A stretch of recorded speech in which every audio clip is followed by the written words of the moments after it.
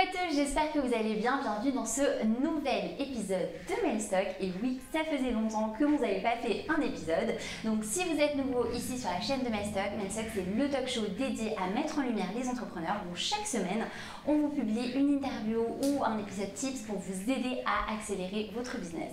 Et aujourd'hui, je suis en compagnie d'Emmanuel Fénémon, le cofondateur de Blisport. Alors qu'est-ce que Blisport?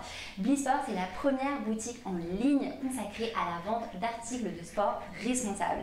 Et oui, vous l'avez bien entendu, responsable. Donc si vous aussi vous posez des questions à savoir où est-ce que vous achetez votre legging ou vos chaussures et que vous voulez avoir un achat un peu plus responsable, c'est vers Blisport qu'il faut que vous vous tourniez.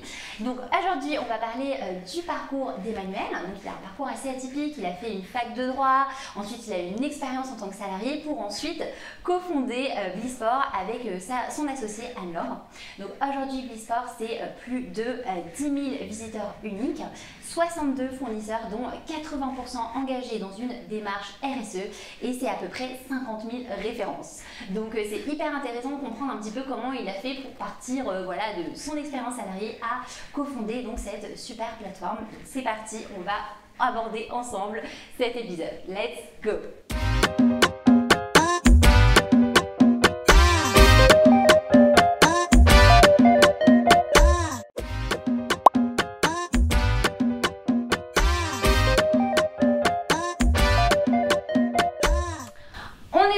Du coup, avec Emmanuel, cofondateur de Blisport. Merci beaucoup Emmanuel d'être avec moi sur Mailstock. Merci à toi.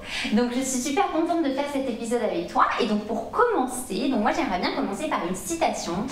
Voilà ta citation, on va dire préférée dont tu m'avais parlé. C'est, alors je cite, hein, le succès c'est d'aller d'échec en échec sans perdre son enthousiasme. Alors qu'est-ce que ça t'évoque? C'est une phrase de Churchill et je la trouve géniale parce que la plupart du gens en fait restent bloqués sur le mot échec et se disent mais c'est nul en fait, l'échec ça fait peur, on a toujours peur de se planter et d'avoir entre guillemets un florilège de conséquences.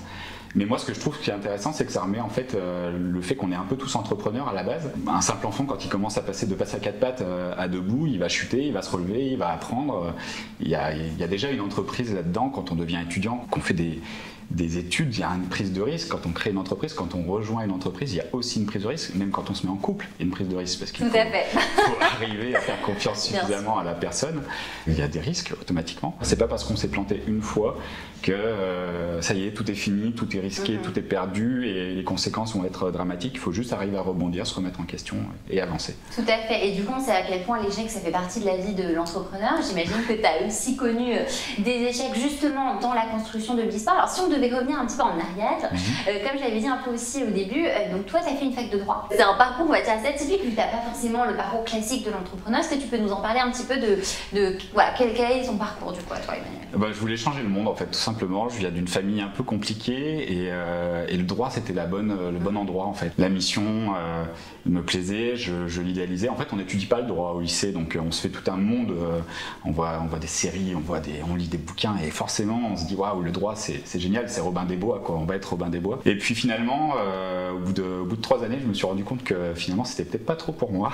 J'avais besoin de terrain d'expression, j'avais besoin d'espace. Le hasard des rencontres a fait qu'en fait, je suis rentré dans la grande distribution et j'ai eu des mentors qui m'ont vraiment appris le management, appris la bienveillance avec des équipes, à prendre du plaisir à voir les gens évoluer, en fait, à voir les salariés de l'entreprise évoluer, progresser, pas forcément de façon verticale, mais plutôt au niveau en compétences, en bien-être, en plaisir. Dans un monde, en fait, la grande distribution qui part malgré tout a beaucoup de problématiques. Exactement, en fait, qui n'est pas facile. Ouais. Voilà, mais il y avait quand même certaines valeurs qui me plaisaient. Et puis après, une deuxième expérience de salarié, cette fois-ci en agence commerciale. Par le biais de cette expérience en grande distribution, j'ai pu découvrir aussi le monde des fournisseurs.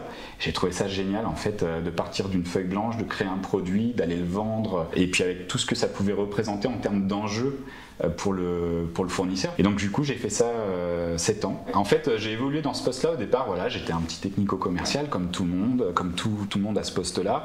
Je représentais les entreprises pour lesquelles j'avais des catalogues auprès des magasins. Puis petit à petit j'ai eu un peu d'aura, il y a des gens intéressants qui m'ont trouvé aussi intéressant en centrale d'achat, aussi chez les chefs d'entreprise. Et donc du coup je me suis mis aussi à représenter des marques françaises, européennes et d'autres pays d'Europe auprès de centrales d'achat dans un autre univers que le sport, puisque c'était dans le bricolage, donc oui, absolument rien à voir. Différent. Voilà. Et c'est là où vraiment j'ai pu voir ce que ça pourrait m'apporter d'être entrepreneur. J'ai pu acquérir une liberté assez importante qui m'a été vraiment conférée par la confiance que les industriels me faisaient. Et c'est ça qui m'a donné vraiment envie de me dire mais finalement j'ai peut-être crevé le plafond de verre, il faut peut-être que j'y aille, il faut que j'essaye. Et donc du coup c'est comme ça qu'est m'est venue vraiment cette idée d'entreprendre. Tu as eu ce petit déclic finalement en mode oui, il y a une vraie liberté avec l'entrepreneuriat. Comment est-ce que t'es venue l'idée de fonder du coup Blisport, parce que tu disais que tu n'étais pas du tout dans le monde du sport. Comment ça s'est passé? Est-ce que tu peux nous raconter un petit peu les premières étapes de la création du coup? Je suis un peu taré parce qu'on était dans le bricolage et j'ai décidé de faire du sport et du digital alors que j'étais dans le retail physique. Donc voilà, ça a été assez compliqué. Le hasard des rencontres en fait m'a fait rencontrer un business développeur chez Mano Mano. J'ai adoré son discours. J'ai adoré ce qu'ils étaient en train de construire alors que j'en avais un regard très très éloigné. J'ai trouvé génial leur idée, j'ai trouvé génial la façon dont ils l'apportaient et puis j'ai trouvé génial le fait qu'ils venaient de nulle part en fait, qu'ils n'étaient pas dans l'écosystème du bricolage et du coup ils ont bousculé les grands acteurs qui disaient connaître le client alors qu'en fait non, finalement c'était eux les clients au départ. Donc du coup j'ai trouvé ça top et puis l'univers du sport m'a toujours plu. Moi ça fait des années que je suis investi dans le milieu associatif, que je pratique des sports différents et je me suis dit il y a peut-être quelque chose à faire là-dedans, il y a peut-être quelque chose à aller chercher. Donc petite phase d'étude de marché, d'essayer de comprendre un peu le microcosme. Et là, super belle découverte, je me suis rendu compte que ça innovait à tout va dans le sport. Il y avait plein de fabricants responsables, la RSE, c'était un vrai cas concret, c'était pas juste de l'intention, il y avait vraiment des fournisseurs qui se creusaient la tête. J'ai essayé de proposer une solution, en fait, je voulais proposer une solution qui permette aux gens d'avoir des alternatives à ce qu'ils achetaient en grande surface ou sur les sites de vente en ligne, mais que ce soit vraiment des alternatives crédibles partout là où c'était possible. Sur un site en fait qui unifie à la fois les produits dont ils ont besoin, les articles de sport dont ils ont besoin pour pratiquer, mais aussi des articles qu'ils n'auraient pas été chercher eux-mêmes parce qu'on ne leur a pas donné de visibilité, on ne leur a pas donné de solution là-dessus. Concrètement, comment ça se passe si moi je vais sur Blisport là maintenant? Comment est-ce que ça se passe moi, mon parcours on va dire client? Donc j'arrive par exemple, je sais pas, je vais me chercher un nouveau legging. Tiens. En fait sur Blisport on a référencé toute une gamme de leggings par exemple, si on reste sur ton cas de figure, et donc du coup tu vas pouvoir naviguer, trouver les marques habituelles si tu adhères déjà à certaines grandes marques. Et on a un moteur de recommandation en fait qui est basé justement sur ce score qu'on a appelé le Bliscore. Ce score en fait il est basé sur plusieurs familles de critères, l'environnement, la durabilité, la provenance, le made in aussi et voilà, et d'autres. Et donc l'idée c'est de pouvoir à chaque fois te proposer dans le moteur de recommandation des produits qui sont mieux notés en fait, des produits qui seront avec des valeurs ajoutées en termes de responsabilité. Et puis après, l'idée étant de ne pas te faire d'injonction, c'est pas te dire oulala, tu vas acheter un produit de grande marque, oulala, tu vas acheter un produit qui n'est pas fabriqué en France ou qui n'est pas green. En achetant un produit déjà made in France ou en achetant déjà un produit conçu en France, on a déjà fait un super geste pour l'économie locale, pour l'emploi, pour des centaines d'employeurs et des centaines de salariés qui travaillent nuit et jour en fait pour ces boîtes-là. Donc pour nous, c'est déjà quelque chose de responsable. Et aujourd'hui, vous avez, tu me disais, donc plus de 10 000 visiteurs uniques. J'imagine qu'au départ, ça a été quand même assez difficile, j'imagine, pour créer la plateforme et attirer ces visiteurs. Est-ce que tu peux nous reparler un petit peu des premières étapes qui ont été clés pour toi dans le développement de la plateforme? Alors déjà, créer l'entreprise, ça a été une aventure. Comme je t'ai dit, on vient ni du digital, mon associé Anne-Laure et moi, ni du sport. Donc les premiers institutionnels, ça a été extraordinaire, ça a été assez décourageant en fait finalement. Les gens nous prenaient pour des fous, en plus on a plus 20 ans, donc on a des charges, on a des enfants, on a plein de choses. Et donc du coup les gens nous ont pris pour des fous, ils ont dit mais attendez, vous avez super boulot, vous avez une super situation, vous êtes reconnus dans votre job, il faut pas faire ça. Or nous on y croyait à fond, on y croit toujours à fond et on avait vraiment l'envie de faire quelque chose qui allie nos valeurs avec notre savoir-faire. Donc on s'est dit qu'on allait créer une plateforme vraiment en partant de zéro et aller chercher nos premiers fournisseurs, des gens qui sont super, qui avaient vraiment envie de nous pousser en avant, des gens qu'on ne connaissait pas avant, un nouveau réseau, il a fallu se faire un nouveau réseau. Et ça a été difficile ou pas? Ça a été, en fait, finalement pas si difficile que ça. Ça a été long, mais ça n'a pas été si difficile parce qu'on a vraiment bénéficié d'une certaine bienveillance des fournisseurs et ça a été vraiment top. Et pourtant, au départ, l'idée, elle n'était pas super claire. Le concept, il n'était pas top. Pitcher, c'était quelque chose d'horriblement dur. Le fameux pitch de l'entrepreneur, c'était le calvaire. Alors qu'avant, on n'avait jamais eu de difficulté à vendre un produit, mais se vendre soi-même, c'est un autre métier. On a vraiment bénéficié d'une super bienveillance, donc on a pu démarrer grâce à ça. Et c'est de là là où on a vraiment eu cette carte de visite auprès des investisseurs, auprès de nos premiers clients aussi, qui ont été les premiers investisseurs de Blisport finalement. On a vraiment eu un gap. Mais ça a pris quand même certains mois. On s'est invité à toutes les grandes soirées, à tous les salons, on a été faire du porte-à-porte, on s'est pris des gros râteaux, on s'est pris aussi des bons accueils, mais voilà, on ne s'est pas découragé, on a avancé et c'est ce qui a fait qu'aujourd'hui on a pu accélérer. Je pense qu'il y a beaucoup d'entrepreneurs qui se découragent assez vite. Alors tu as eu la chance d'être avec une associée, on sait à quel point aussi il y a ce dilemme dans l'entrepreneuriat, tu sais, est-ce qu'il faut que je trouve un cofondateur ou non? On en a d'ailleurs beaucoup parlé sur Mastock. Comment ça s'est fait la rencontre avec Anne-Laure et selon toi, quelle est la bonne manière de trouver un cofondateur quand tu veux monter ta boîte? Anne-Laure, en fait, on se connaissait depuis pas mal d'années. On a travaillé, sans être dans la même boîte, on a travaillé en tout cas pour la même boîte, en fait, bizarrement. Et donc, du coup, on a bossé ensemble pendant 7 ans sur à la fois du micro-dossier pour des tout petits clients et à la fois du dossier pour vraiment des grandes chaînes de distribution. Donc, je savais, en fait, professionnellement, la valeur d'Anne-Laure et on s'estimait vraiment tous les deux sur cette validation de nos compétences à chacun et aussi de la charge de travail qu'elle était capable d'accomplir et moi aussi, sans forcément se détruire. En fait, l'idée était vraiment de trouver un équilibre. Et en fait, ça s'est un peu fait naturellement en échangeant. Au départ, c'était plus est-ce que tu veux me filer un coup de main, et elle était plutôt sensible à ça et tout. Et en fait, je me suis rendu compte qu'elle se prenait vraiment en jeu et ça m'a plu parce que je me suis rendu compte que ça faisait sens en fait pour elle. Il y avait vraiment du sens dans la proposition que je lui faisais et c'était pas juste tiens, on va créer une entreprise. C'est ça, c'est pas juste je vais avoir une part du capital, enfin tu vois. Exactement, si on avait voulu tricher, on aurait fait autre chose. Et ça, elle l'a compris tout de suite en fait. Donc de là est venue l'idée de lui proposer, donc elle m'a rejoint. On avait 2 autres associés passifs. J'ai été sûr de l'association avec Anne-Laure en fait dès la première proposition. Ouais. Comme on le voit, hein, toi ça a été une relation assez naturelle, donc je pense aussi qu'il ne faut pas forcément forcer les choses. Il y a certains de ces entrepreneurs qui vont tout de suite aller dans des forums ou des meetings justement pour aller chercher un cofondateur. Des fois, comme tu disais, le fait d'avoir quelqu'un avec qui tu as déjà pu travailler dans des contextes un peu différents, ça peut être aussi une bonne personne avec qui t'associer. Absolument. Alors, il y a un autre point que j'aimerais aborder, Emmanuel, avec toi, c'est la partie financement. On sait à quel point le financement c'est bien sûr le nerf de la guerre. Je vais voir avec toi, donc déjà d'une, comment est-ce que vous vous êtes financé, vous, pour monter la plateforme? Donc, est-ce que vous avez des investisseurs? Et deuxièmement, en termes de business model, aujourd'hui, comment ça se passe pour vous? Voilà, si tu pouvais nous parler un petit peu de l'aspect financier de Blisport. Tout le business model est passé dans l'acquisition d'une super associée. Non, le business model, ça a été super compliqué. Bah forcément, je reviens sur le fait que quand on est arrivé, personne n'a cru en nous, personne nous a dit ouais c'est super votre idée, c'est génial, parce qu'en fait il y avait notre CV en fait qui prêchait pas pour nous.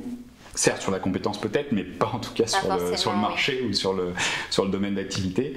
Et donc en fait on a fait une première preuve de concept en livrant une plateforme avec des fournisseurs et les premières ventes. Et on a eu un gros coup de stress l'année dernière puisqu'on est tombé à 350 € de trésorerie, les malades. Ah ouais. Mais en fait c'était... ça c'est aussi la réalité. Tu vois, en fait c'était presque un atterrissage, ça collait avec la prise de risque maximale qu'on a fait, à savoir faire la preuve de concept, et elle arrivait pile au moment et on a transformé les essais en levée vraiment sur le fil et c'est vraiment l'année dernière, à peu près à cette date d'ailleurs, qu'on a transformé vraiment l'essai. Donc du coup ça a pris un certain temps. On a été super soutenu par des acteurs comme la BPI, comme le réseau Entreprendre ou Initiative France. C'est ça qui en fait nous a porté en avant, nous a donné nos premières lettres de noblesse auprès d'autres invests. On a fait aussi le truc assez étonnant, on a fait une petite levée de fonds en émission obligataire, non convertible. L'idée était de se baquer avec quelques professionnels en fait, pour avoir aussi un petit peu des retours, pour avoir des expériences un peu diverses. Et donc du coup on n'a pas été les chercher bien loin, on a été les chercher dans notre réseau d'avant. C'est malgré tout assez ressemblant. Et donc on les a intégrés et ça a permis en plus de se financer de façon un peu plus importante et donc du coup de dérouler une roadmap jusqu'à aujourd'hui un peu plus favorable à l'accélération. Est-ce que vous êtes rentable en termes de boîte? Parce que c'est souvent une question, la rentabilité dans les entreprises. En termes de rentabilité, il va falloir encore quelques années. Ok, ça au moins c'est ouais, non, on a d'autres sources de revenus qui font que voilà, on va être scalable sur un certain nombre d'années. En fait, c'est un tout, il ne faut pas le voir juste à l'exploitation marketplace. Et puis après, on a des belles surprises qui arrivent dans le courant 2021 qui vont faire qu'on sera pluridisciplinaire. Trop bien. Et justement, donc là, pour parler un petit peu de qu'est-ce qui va se passer justement dans les prochaines années, un peu ta vision sur le projet, est-ce que tu peux nous partager un petit peu justement voilà, les 2-3 choses qui vont arriver par rapport à la marketplace, ta vision un peu pour Blisport En fait, Blisport, on a une mission. En fait, l'idée, c'est vraiment de pas forcément parler que à des publics déjà conquis, que sont les gens qui sont touchés par le green. Nous, ce qui nous intéresse, c'est tous les autres. En fait, ceux qui vont aller au plus court, au plus rapide, on n'a jamais été aussi bien informés qu'aujourd'hui. Malgré tout, on n'a jamais été aussi bien désinformés aussi qu'aujourd'hui. Les gens ont une facilité à aller à l'information qui correspond à ce qu'ils ont envie d'entendre, d'une certaine manière. Et aussi, la vie qu'on mène tous aujourd'hui est en fait une vie ultra agitée, ultra rapide, ultra stressante. Et donc, du coup, on n'a plus le temps, en fait, de prendre le temps de chercher, de regarder, de comparer. Malgré tous les comparateurs, tout ce qui peut se faire. Donc quand on est jeune père de famille comme moi, ou voilà, et qu'on va à Decathlon, super vite, c'est pas cher, la qualité elle est top, voilà. Mais au final, on a tous les mêmes vélos, tous les mêmes leggings, tous les mêmes habits, enfin bref, c'est super standardisé et au final, on n'a pas le choix en divers valeurs. Au-delà du produit. Bliss, c'est le bien-être, c'est l'envie de ne pas faire juste la performance dans le sport, c'est aussi l'envie de se dire tiens, j'ai un équipement qui correspond à ce que je suis, à ce qui je suis, et ça m'a fait plaisir de l'acheter parce que j'ai peut-être soutenu la petite marque lyonnaise, savoyarde ou autre, et avec cet achat, c'est top.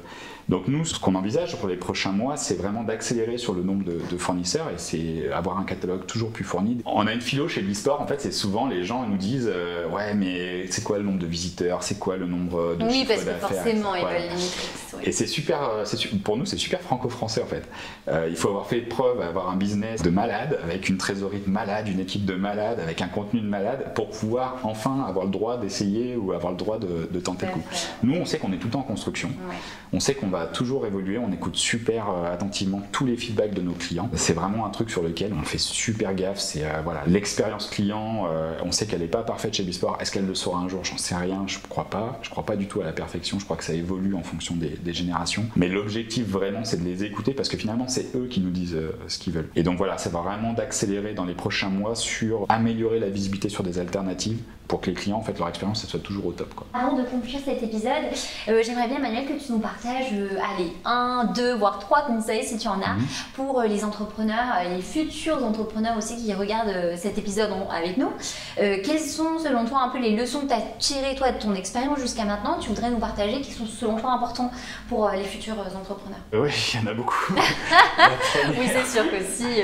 La première, je dirais, ce qui m'a vraiment surpris au démarrage, c'est le silence en fait de tous les gens, les institutionnels notamment, de tous les incubateurs, les accélérateurs qu'on va voir en fait, pour essayer d'avoir des infos, pour essayer d'avoir un accompagnement, un coaching, enfin bref, tout ce qui peut nous faire avancer dans notre nouveau métier d'entrepreneur. C'est ce que je disais un peu tout à l'heure, c'est ils attendent en fait qu'on arrive avec un business model d'équerre, avec déjà des métriques super bien posées. En fait, il faudrait déjà être chef d'entreprise professionnel quasiment. Tu trouves qu'ils n'ont pas assez de... Enfin, comment tu verrais ça? C'est qu'ils sont je trouve trop d'exigences, c'est ça? Ouais, je trouve que des fois ils ont peut-être un petit peu tendance, en tout cas les interlocuteurs qu'on avait avaient peut-être un peu tendance à oublier que on a beau avoir une super idée sur le papier, on a beau avoir étudié le marché, on reste quand même des entrepreneurs juniors. Il faut une certaine bienveillance là-dessus et il faut aussi comprendre que les dossiers, faut pas que ça prenne le pas sur la personnalité, l'ambition, la vision. Sur le quotidien du travail qu'on doit remplir. Et donc du coup, ne jamais se laisser démonter par un refus, ne jamais se laisser démonter par quelqu'un qui vous regarde en disant mais vous êtes un malade. Vous êtes des grands fous, mais voilà, c'est plutôt de se dire écoute, ouais, là j'ai foiré ou là j'ai pas réussi à le convaincre. De toute façon, si on n'a pas réussi à le convaincre, c'est aussi, à mon sens, aussi bien de la faute de l'interlocuteur qui n'est pas forcément prêt à vous entendre, mais c'est aussi en grande partie de notre faute, c'est parce qu'on est en train d'apprendre justement ce métier. Voilà, c'est pas s'arrêter à ça. Après, en deuxième conseil, je dirais qu'il faut faire super attention à ses prestataires. En fait, il faut arriver à distinguer le discours commercial du discours bienveillant, coach ou accompagnant. En fait, les startups, on est super fort pour lever des fonds, on est super fort pour aller chercher du financement, de la sub, etc. Et puis eux, certains prestataires sont super forts pour venir nous pomper cet argent, en fait, ni plus ni moins, et puis se faire sur nous, quoi. Non, mais carrément. Et ça, c'est super difficile, il faut être exigeant avec eux. Une erreur qu'on a fait, Anne-Laure et moi, c'est on a pensé, en venant avec notre expérience où on avait vraiment créé des partenariats avec nos industriels, avec nos distributeurs ou les marques qu'on représentait, on s'est dit tiens, on va faire pareil avec les prestats et on va essayer de créer quelque chose. Ça marche pas. En tout cas, pas, pour nous, ça n'a pas marché. Ça n'a pas marché, non. Ouais. Non, il faut vraiment être exigeant et il ne faut pas oublier que dans ces cas-là, vous êtes le client. Voilà, c'est vous le client. Donc vous avez le droit de remonter, vous avez le droit de dire les choses, vous avez le droit de dire quand ça va pas. Et les prestataires, arrêtez avec Jira. Faut arrêter avec ça. Faut arrêter avec le ticketing. Avec le ticketing, oui, je vois très bien. Bon bah top. Du coup merci beaucoup Emmanuel en tout cas d'avoir pris ce temps en tout cas pour parler de Blisport, de ton parcours, des challenges que vous avez eu et surtout la vision. Parce que moi vraiment ce que je retiens de tout ça c'est vraiment finalement la démarche RSE de la plateforme, vraiment votre message derrière tout ça. Moi ce que je propose maintenant c'est qu'on passe au Mail Stock Challenge. Let's go. On est de retour avec Emmanuel maintenant pour le Mail Stock Challenge. Est-ce que tu es prêt Emmanuel? Prêt. Let's go. Donc ma première question c'est, tu as mentionné que tu étais papa, donc tu es père de famille, tu dois effectivement concilier j'imagine ta vie perso et ta vie pro. Est-ce que tu as un conseil pour éventuellement tous les futurs papas ou les papas qui nous regardent aujourd'hui, comment est-ce que tu réussis à trouver cet équilibre? Alors je sais pas si je réussis mais j'essaye de faire des choses effectivement. Je suis papa de 3 jeunes enfants de moins de 10 ans.